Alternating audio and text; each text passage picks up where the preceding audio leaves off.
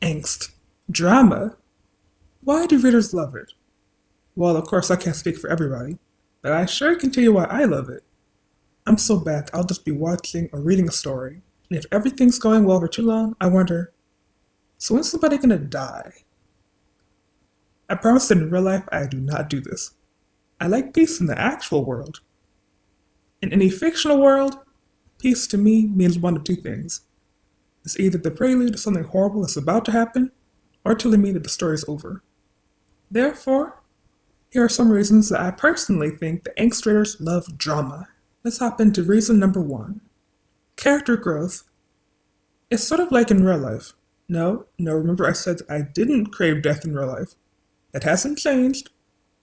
But, okay, that sounds bad. But still, it's pretty hard to argue that you don't see people's true colors when times are tough. The same person who was smiling over milk and cookies might be ready to strangle someone when the bills aren't being paid. You can learn a lot about someone when they think that life isn't going their way. It's the same for fictional characters. How can I be sure that I love this main character if everything goes well for them? Several times, I've seen stars just become totally different people. One of them just shut down, being too afraid to do anything. The other one became a complete jerk, lashing out at everyone who cared about them. This doesn't make the character bad from a writing standpoint, but it now provides more information to me as a reader or viewer.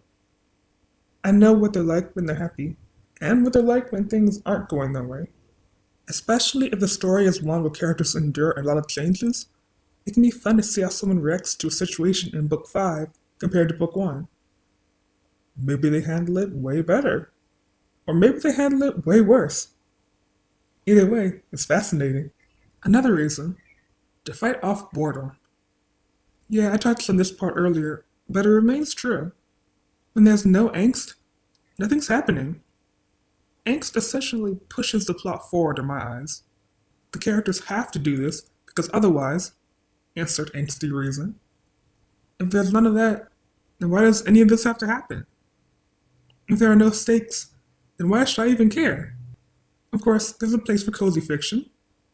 As you've probably noticed, it's not for me, though. I want to be so invested in this story and the characters. If at the end of the day I can honestly think, well, if they fail, they're going to be real sad, then that's not the story for me. I need to add on, sad, because everyone they know is being slaughtered. See?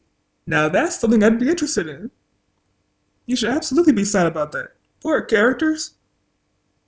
Maybe I just get bored too easily, or I'm a bit too bloodthirsty. Either one is an option. Who's to say which is true? And last but not least, I like angst in stories because it feels more realistic.